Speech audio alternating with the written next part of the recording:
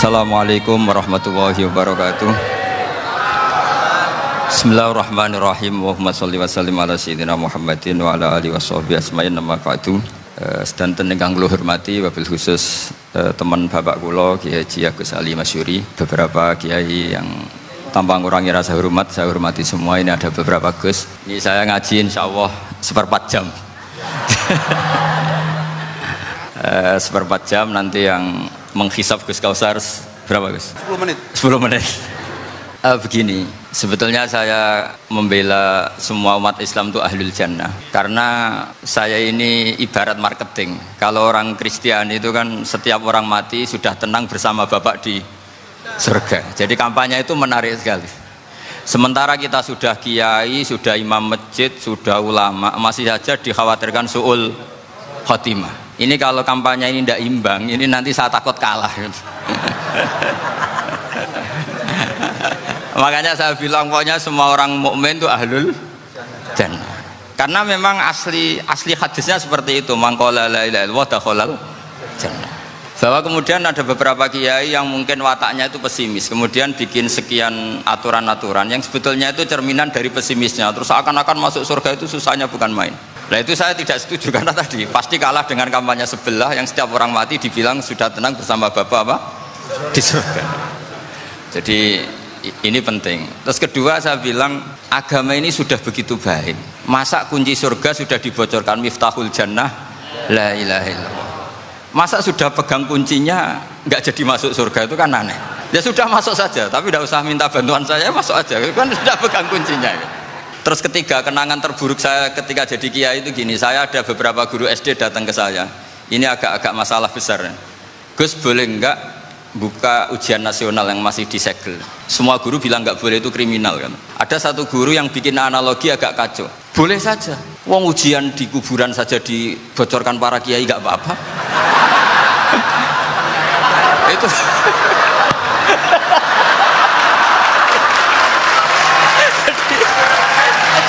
tapi ini kriminal ya. Perhatian kepada kiai, nggak boleh memukul pemateri.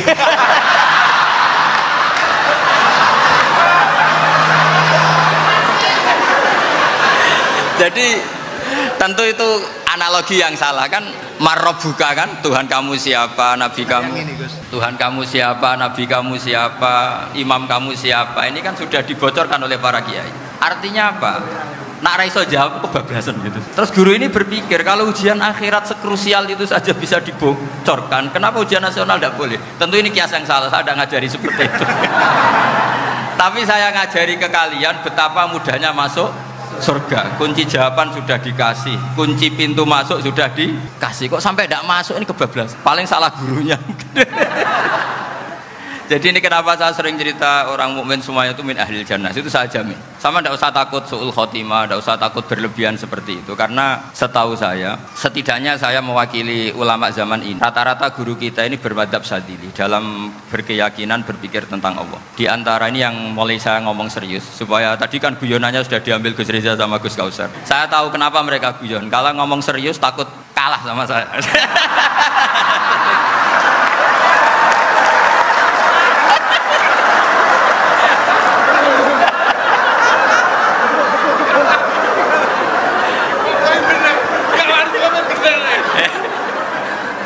Karena saya ini sudah terkenal pemikir serius, jadi artinya itu satu kepintaran mengalihkan, ya sudah itu satu kecerdasan.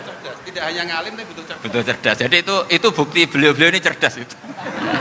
Saya berpikir begini, ini madzhab Syadzili, kita semua tentu Syadzili karena kita semua ngaji kitab hikam. Kita tahu kitab hikam itu muridnya Abul Abbas Al-Mursi, Abul Abbas Al-Mursi muridnya Syekh Abdul Hasan Asy-Syadzili. Saya masih ingat betul makalah itu dan saya ulang-ulang setiap saya ngajar di sarang saya ajarkan. Kilali kata Abdul Hasan Asy-Syadzili, saya pernah dapat hatif, dapat semacam ilham. Apa makna min syarril waswasil khannas? Itu kata beliau dijawab oleh hatif itu. Hatif itu nggak perlu diterjemah tadi ada karena tadi diajarin itu. Apa yang dihidupkan itu nggak perlu dijelaskan. Kata hatif tadi, waswasun yadkhulu bainaka wa baina habibika yunsika altofahu alhasanah wa yudzakiruka af'alaka asyi'ah wa yukassiru indaka dzatas shimal wa yuqallilu indaka dzatal yamin liya'dila bika an husni dzanni billah ila su'idzanni billah. Jadi yang dikatakan waswas adalah kamu digiring untuk hanya ingat sisi-sisi kamu yang negatif, dilupakan bahwa Anda punya sisi-sisi yang positif. Misalnya seperti ini, mungkin secara fikih tadi banser-banser tegas, wah ini masalah lelaki perempuan dipisahkan gini-gini, tapi kenapa Ghazali bilang ya sudah gini gak apa-apa. Sebetulnya ada rukhsah itu karena ini di depan umum. Yang paling pantangan Nabi itu la yakhluwanna rajulun bimra'atin, ini ada yang menjaminnya gitu. Malah khawatir saya di sini dipisah tapi setelah berduaan nggak bisa. Jadi toleransinya karena ini di depan umum itu masih ada toleransinya. La yakhluwanna rajulun bimra'atin. Begitu juga ketika kita dosa, misalnya kita dosa, orang Islam setiap dosa itu pasti ingat salahnya, kemudian istighfar. Dan ketika satu kebaikan dibandingkan keburukan, itu kata semua ulama, karena sayyi'ah itu bernilai 1, kebaikan bernilai apa? 10. Itu masih surplus berapa? 9. Jadi itu cara berpikir Abul Hasan Asyadzili. Kenapa kamu harus berpikir positif tentang Tuhan? Sekali berpikir tentang negatif itu bahaya betul. Misalnya begini, kamu berpikir tak rewangi jadi kiai, sujud, rukuk, ternyata aku tetap mlebu neraka. Gunane apa? Itu menurut saya kan nggak punya akal. Sujud itu satu kelaziman menghamba kepada Allah. Normalnya seorang hamba itu ya sujud. Kemudian gara-gara kamu ingin masuk surga, terus logika kamu dibalik. Gunanya apa saya sujud? Ternyata saya masuk neraka. Itu pertanyaan yang benar-benar bodoh dan itu menjadikan Allah benci. Logikanya dibalik begini. Ini saya ngomong serius karena ini bentuk kemenangan saya ini bentuk kemenangan saya.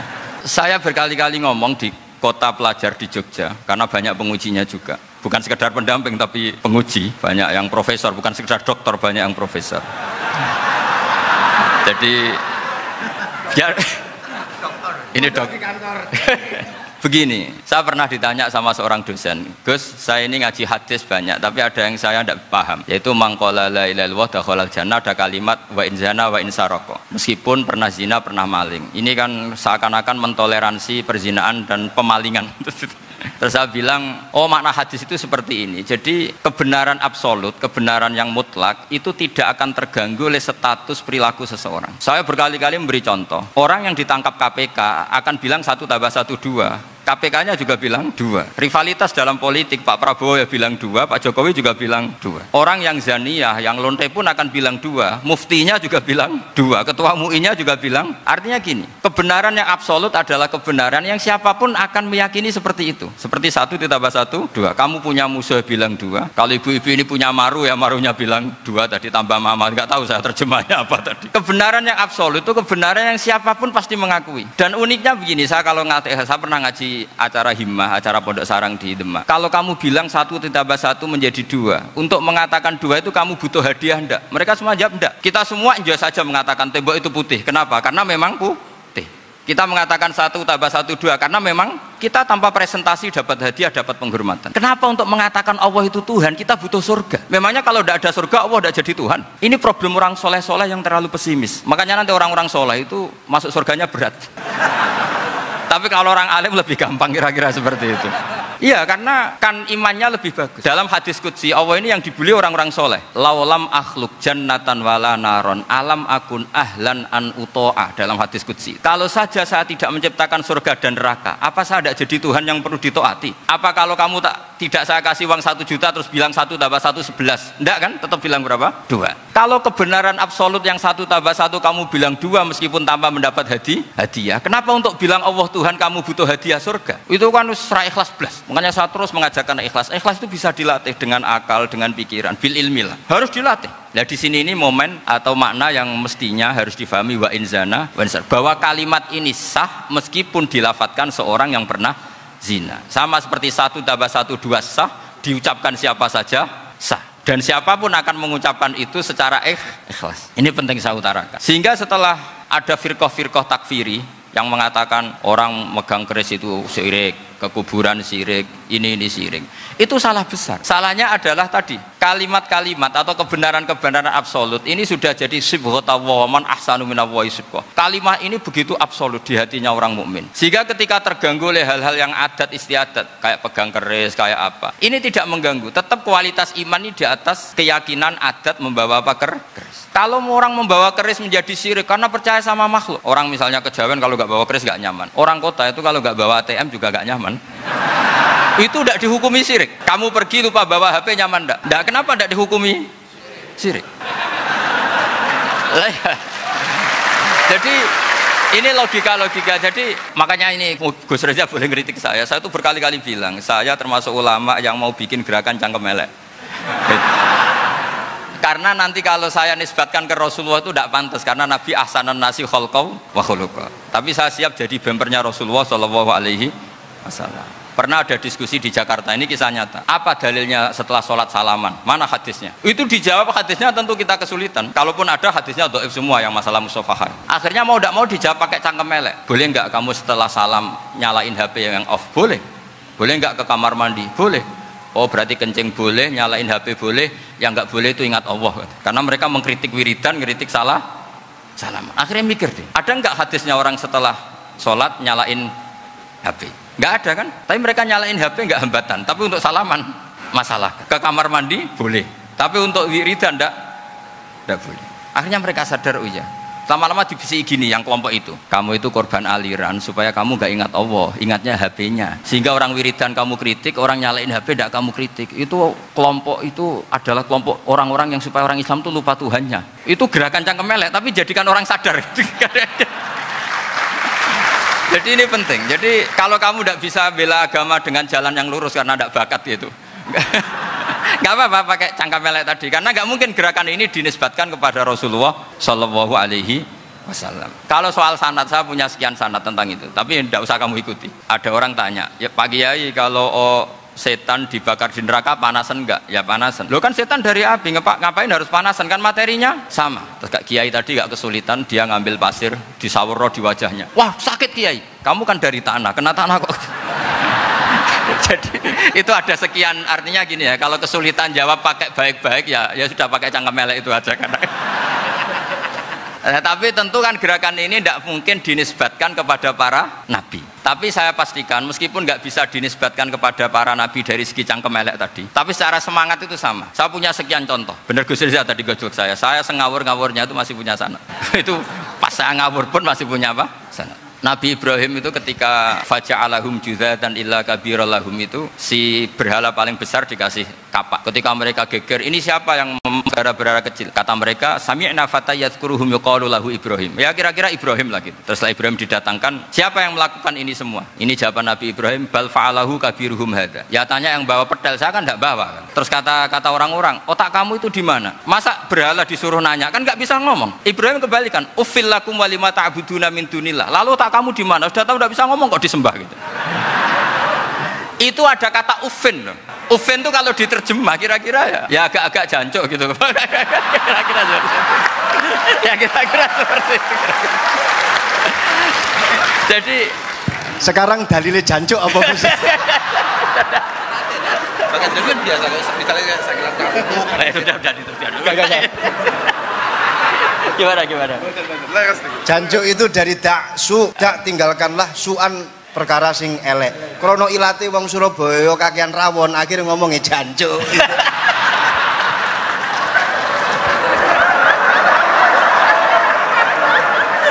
Jadi mulai dulu melawan kebatilan itu harus pakai logika yang vulgar. Karena memang nggak mungkin dengan bahasa-bahasa priayi itu nggak mungkin. Dan ini penting saya utarakan. Nah kalau nanti nggak mungkin dinisbatkan kepada Rasul karena Nabi adalah ahsanan nasi khalqa wa khuluqa, kita yang ngambil alih saja. Gus Reza, saya, Gus Kaustan ini cara cangkem elek kan pantas. Luas. Selain bakat ya sudah natural. Karena memang itu cara kita menjelaskan kebenaran. Saya ulang lagi, itu cara kita menjelaskan apa? Kebenaran. Mau tidak mau. Saya pernah ditanya sama seseorang, Gus, beberapa nabi itu kan poligami. Poligami itu bukti hiperseks. Karena yang tanya itu orang nasionalis yang nggak pati senang Islam. Terus tak balik tanya, perempuan itu makhluk lemah enggak? Ya lemah. Kalau nolong lemah satu itu gimana? Ya baik. Kenapa nolong dua jadi tidak baik? Harusnya kalau nolong tiga tidak baik. Tapi saya tidak dukung poligami enggak. Ini cerita. Setidaknya mereka jadi ingat. Saya itu pernah ditanya agak-agak orang ateis, dia benci Islam tapi neliti Islam. Pertanyaan kedua, kenapa dalam perang itu seakan-akan Nabi itu perampok, hartanya orang kafir disita kemudian menjadi ghanimah, itu kan kayak ngerampok. Terus saya tanya gini, kalau ada penjahat ke rumah kamu kemudian pakai senjata api, setelah kamu ringkus, itu senjata api kamu kembalikan apa kamu sita? Oh ya saya sita, kalau tak kembalikan dipakai ngerampok lagi. Ya sama seperti itu, kalau kekuatan mereka dikembalikan akan dipakai kekuatan mereka lagi. Jadi ya lagi-lagi ini kemenangan orang serius. Karena nanti guyonnya sudah dintekno sama Gus Safa sama Gus Riza. Nah kenapa saya ngajar begitu rileks, begitu santai? Karena pikiran saya sederhana. Fa innal uqula muttarratun ila qabilil haq. Akal sehat pasti dipaksa menerima apa? Kebenaran. Sehingga kebenaran itu tidak usah kamu ngomongkan secara serius, secara tidak perlu.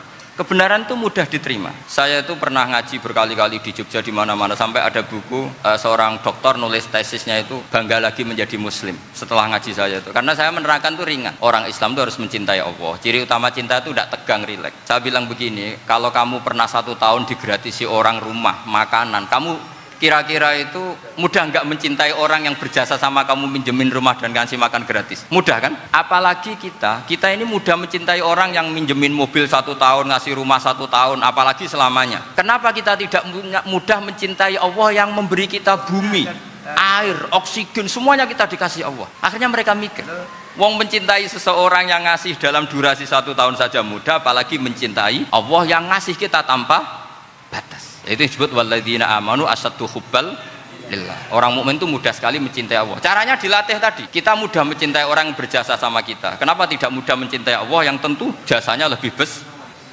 Karena akhir-akhir ini banyak orang yang terlalu nazir, terlalu apa? Kata Nabi kan basyiru wala tunaffiru, yasiru wala tu'assiru. Sehingga saya bikin gerakan. Pokoknya semua orang mukmin pasti masuk surga. Nanti soal ada kesalahan-kesalahan kecil yang menjadikan orang su'ul khotimah itu sifatnya kehati-hatian. Jangan menjadi hukum. Hati-hati itu tidak menjadi hukum.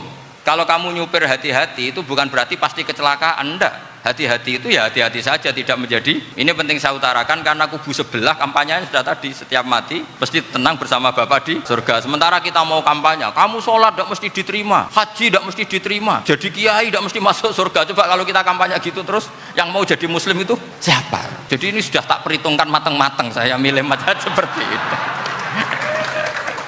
Ya ini saya pikir sudah, ini pembandingnya supaya punya waktu. Dalam sesi terakhir saya cerita pentingnya pembanding. Imam Rafi'i itu yang ngarang kitab Muharrar. Kitab Muharrar ini adalah ringkasan dari kitab Al-Wasit. Al-Wasit itu karangannya Imam Ghazali. Al-Wasit sendiri ini khas ngaji NU. Karena NU maknanya Nahdlatul Ulama, gerakan para ulama. Jadi kalau nggak ngerti alim-alim seperti itu ya ada NU. Sebenarnya sampai itu pasnya Nahdlatul Ummah, gerakan umat. Tapi kan sudah jadi partai politik Nahdlatul Ummah. Karena yang katakan NU itu Nahdlatul Ulama, gerakannya para ulama. Imam Rafi'i itu berpendapat sujud itu cukup pakai baduk, pakai jidat. Itu dalam kitab Muharrar. Wal asoh anna sujud yasihu mau cukup biwat iljabah. Ketika Imam Nawawi mentasih kitab Muharrar namanya Minhajut Thalibin, itu mengkritik Imam Rafi'i. Kata beliau sujud itu untuk sah harus melibatkan 7 anggota karena berdasar hadis umirtu an asjuda ala sabati a'zumin, yaitu al jabhah wal yaden warukbaten wal kodamen, yaitu jabhah 2 tangan, 2 lutut dan 2 kodamen. Akhirnya saya ngecek di kitab asli, Imam Rafi'i termasuk Ashabut Tarjih dan Imam Nawawi. 2 orang ini khilaf. Kan nggak mungkin kita sebagai musohehnya karena yang khilaf ini 2 ulama besar, 1 Imam Rafi'i, 1 Imam siapa? Nawawi. Kita tidak bisa yang ngikuti Fathul Mu'in yang mengatakan idzakhtalafan Nawawi war Rafi'u qudiman Nawawi, tidak bisa karena Imam Nawawi ini sering nginduk sama kitabnya Imam Rafi'i karena senior Imam Rafi'i. Setelah saya cek di kitab kitab asli Mamba ya, satu sumbernya semua madzhab Syafi'i. Ternyata Imam Syafi'i nak ngedikan hanya begini. Wa uhibbu, saya suka setiap orang Islam sujud itu melibatkan 7 anggota karena itu aman, pasti sah. Tapi wayah tamilu, kata beliau, tapi mungkin saja sujud hanya watul jabah itu sah. Kenapa kata Imam Syafi'i? Liqaulihi sallallahu alaihi wasallam atau li du'aihi sallallahu alaihi wasallam fi sujud sajadalaka wajhi wasam'i wabasori. Nabi ketika sujud itu hanya berdoa, ya Allah sujud kepada engkau wajhi wasam'i wabasori. Nabi tidak menyebut wayadi warubati wakodam. Sehingga saya berkali-kali bener kata Gus, saya ini pembela umat sing sujudnya 7 anggota ya tak lem pantes dadi rois Suriah. Itu Yang sujudnya batuk tok ya tetap sah ngikuti madzhabnya Imam Rafi'i. Meskipun itu tidak saya anjurkan, tentu tidak saya anjurkan. Alasannya Imam Syafi'i tadi, Rasulullah pernah berdoa dengan kata-kata sajadalaka wajhi, bukan diteruskan wayadi warubati wakoda. Sehingga fal khilaf huna bakin ala khiddati kalau dalam bahasa fikih. Khilaf biar tetap sesuai aturan khilaf masing-masing. Enggak perlu kamu menggugurkan pendapat Rafi'i yang mengesahkan sujud hanya pakai jabah. Ini penting karena tadi seperti saya katakan, yang sujud anggota itu ya masuk swarga mergo pintere, sing nganggo bathuk tok yang mlebu swarga mergo gobloke tadi, karena aksaru ahlil jannah al-bulhu. Nah, ini madhab saya. Jadi saya itu ingin umat Islam itu baik-baik saja. Karena tidak mungkin lah kita tidak bela Islam di zaman akhir, tidak mungkin. Kan tadi kubu sebelah kampanyenya sudah seperti itu. Kalau kita ngomong ikhtiyat, kiai ra mesti mlebu swarga, sing salat ngethuk ra mesti husnul khotimah, wah kan jadi repot. Saya ini pengagum teori ikhlas. Dilatih bil ilmi, saya ulang lagi, dilatih bil ilmi. Saya ini malu. Malunya tadi, saya mengatakan 1 tambah 1 2 itu meskipun tidak ada yang memberi hadiah, tetap saya katakan 2. Saya mengatakan air itu dingin, tidak ada yang ngasih hadiah, saya akan bilang kalau air itu dingin, kalau api itu panas. Untuk hakikat-hakikat seperti itu saja saya jujur tanpa ingin imbalan. Tapi ketika hakikat mengenai Allah kok saya minta imbalan surga dan neraka, ini apa-apaan? Kira-kira gitulah, ro'i suryah macam apa gitu.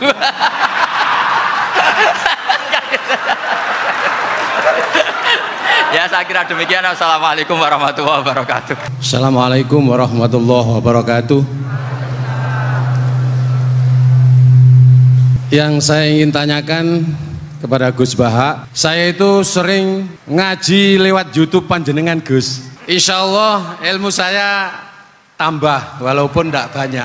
Yang saya tanyakan, nopo ilmu kula niki barokah? Yang pertama, karena saya ngaji lewat YouTube panjenengan, saya tidak izin. Untuk itu hari ini saya izin panjenengan. Mudah-mudahan ilmu ingkang saya dapat dari panjenengan itu saged barokah. Niku Gus. Terima kasih. Wassalamualaikum warahmatullahi wabarakatuh. Waalaikumsalam warahmatullahi wabarakatuh. Langsung mawon Gus nggih, yang satunya dulu. Siapa aja? Oh gitu. Monggo Gus. Itu tetap barokah, dan kebaikan itu mah nggak perlu minta izin. Kalau kebaikan minta izin jadi repot. Jadi kalau dalam kitab fikih disebut iktifaan bil idzni syar'i, karena syara akan selalu memberi izin sama kebaikan. Itu udah hanya masalah YouTube sampean. Tadi melihat wajah Gus Ali ibadah, pamit dulu. Nanti kalau ada orang alim lewat mau lihat juga pamit dulu. Lama-lama mau baca sholawat, ya Rasulullah pamit dulu mau baca sholawat. Jadi semua kebaikan itu cukup iktifaan bil idzni syar'i. Assalamualaikum warahmatullahi wabarakatuh. Mohon izin Yai Gus, saya di sini mau tanya, selain sebagai pelajar santri, saya juga sebagai seorang mahasiswi di salah satu universitas di Surabaya. Yang saya tanyakan sebagai pemuda milenial, kita semua tahu bagaimana keadaan demokrasi negara Indonesia saat ini. Yang saya tanyakan, bentuk dari hubul waton minal iman. Hubul waton di sini, bolehkah saya sebagai seorang mahasiswi menyuarakan pendapat saya, berjuang bentuk ijtihad demi keadilan berupa demonstrasi?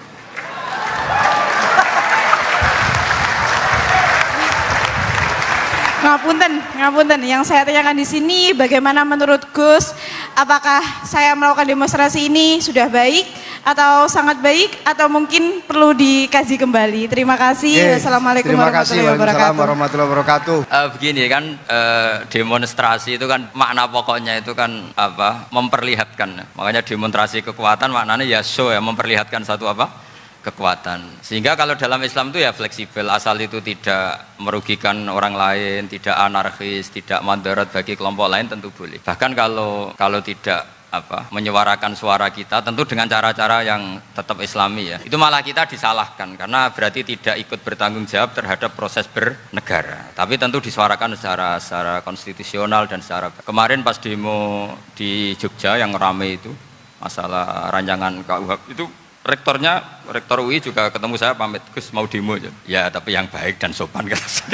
Karena begini ya, di Quran itu ada ayat walau la dafuwahin nasa ba'dahum bi ba'dil fasadatil ard. Jadi kekuatan manapun itu harus dikontrol. Tentu kontrol itu macam-macam. Tapi tentu saya ulang lagi, jangan anarkis, jangan melakukan sesuatu yang kontraproduktif. Jadi menurut saya pernah ditanya, Gus kalau pemerintah itu didukung 90% rakyatnya bagus enggak? Ya bagus, berarti presidennya hebat, didukung mayoritas rakyat. Kalau hanya 55 ya bagus. Presidennya biar tahu, biar hati-hati karena dipilih separuh lebih sedikit. Lah kok bagus semua? Ya memang harapan kita sama Allah semuanya baik semua kata saya gitu. Jadi susahnya apa sih kita melihat sesuatu itu asal agama ini kan gampang, asal tidak maksiat itu baik. Makhuyira Rasulullah bina amroini lakhtaro aisarohuma malam yakun isman. Jadi demo itu bukan, nah kalau demo yang diharamkan sebagian fatwanya ulama tentu yang maknanya yang anarkis. Kalau yang dihalalkan tentu maknanya yang tertib. Itu biasa dalam hukum fikih. Rasulullah ngendikan A, mahmalnya seperti ini. Rasulullah ngendikan B, mahmalnya seperti ini. Karena kadang ngendikane Nabi cara zahir itu berlawanan. Misalnya Nabi ditanya, amal paling baik apa ya Rasulullah? Nyaur utang gitu. Karena biasa yang ngemplang mungkin yang tanya itu tukang. Tapi kadang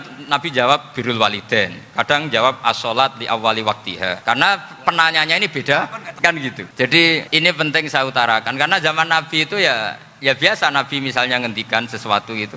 Terus ada juga sahabat yang memperlihatkan pendapatnya, tapi tidak niat bantah. Masyhur itu dalam tarikh. Saya beri contoh yang masyhur itu. Nabi pernah sholat duhur itu 2 rakaat. Sebagian riwayat mengatakan asar, tapi yang lebih kuat itu duhur. Setelah 2 rakaat Nabi sholat, itu akabirus sahabat-sahabat papan atas itu tidak ada yang ngendikan karena mereka sopan semua. Tahu etika. Setelah Nabi pulang sudah dekat pintu, ada sahabat yang berdiri. Ya Rasulullah, aku siroti sholatu amnasita. Ini sholat model kosor, apa engkau lupa? Tapi sahabat yang nggak tanya, ini niatnya malah lebih agak-agak buruk. Baguslah kalau sholat terbaru 2, berarti besok ya 2. Karena pakai teori nasah mansuh, berarti hukum itu pakai yang terbaru. Jadi gayanya nggak tanya, tapi lebih. Sama mungkin yang setuju undang-undang tadi ya tentang rumah tangga, kalau istri gak mau dikumpuli tetap dipaksa, nanti suaminya bisa dilaporkan pengadilan gitu. Saya pasti mikir saya bukan masalah pengadilannya, pasti istrinya cantik. Kalau jelek kan gak mungkin dipaksa. Ini ketularan. Jadi saya cara berpikir tuh, jadi tak pikir lucunya saja, bukan pikir serius. Akhirnya Nabi kembali lagi, enggak, kullu dzalika lam yakun, semua itu enggak terjadi. Tapi Nabi sebagai orang yang sangat, ya sebenarnya enggak boleh dibahasakan sangat demokratis, sangat bijak. Nabi kembali lagi ke mimbar terus tanya, ahakun maqalahu dzulyaten, apa betul yang dikatakan dzulyaten tadi? Kata sahabat semua betul ya Rasulullah, tadi engkau sholat hanya 2 rakaat. Nabi kemudian takbir lagi, meneruskan 2 rakaat terus salam. Artinya kalau demonstrasi itu dengan makna mengutarakan pendapat dengan cara yang dijamin konstitusi, ya itu kan normal saja. Saya pernah derekno bapak, itu ada pertanyaan yang benar-benar mengusik saya. Ada orang miskin datang ke bapak, Pak Yai, dadi wong melarat ora enak. Sajane ya wis suwe dadi wong melarat ora enak. Itu pas Ramadan. Kenapa kata bapak? Bapak saya itu teman akrabnya Gus Ali, itu senengane ya guyon, mau meninggal aja masih guyon. Bapak itu guyon terus. Kenapa? Sudah puasa enggak makan, buruh orang, macul itu kan berat. Mau istirahat gak boleh karena buruh orang. Enak dadi wong sugih puasa diam di rumah gini-gini. Terus kata bapak saya, enak wong melarat. Dadi wong sugih nak poso berat. Kok sakit ya? Esok mangan pecel, awan rawon, engkau sore sidik sate. Jadi yang harus ditinggalkan itu banyak. Nak sampean kan biasa meninggalkan itu semua. Semenjak itu dia, oh iya, nak ngono podo-podo abot. Jadi hasutnya pada orang kaya terus gak ada. Nah ini pentingnya ilmu. Jadi pentingnya pendamping tadi itu. Setelah diberi jelasan, oh maturuni ternyata podo-podo abot gitu. Dia nggak tahu susahnya jadi orang kaya. Ya sama seperti tadi. Ya saya puasa, kerja gini-gini, bojo sitok elek. Terus dari yang bojone 4 cantik semua abot aku. Karena harus ninggalkan 4 yang cantik tadi yang bisa menghidupkan tadi itu. Itu kan juga demonstrasi, artinya mengutarakan apa yang. Jadi itu saya pikir seperti itu.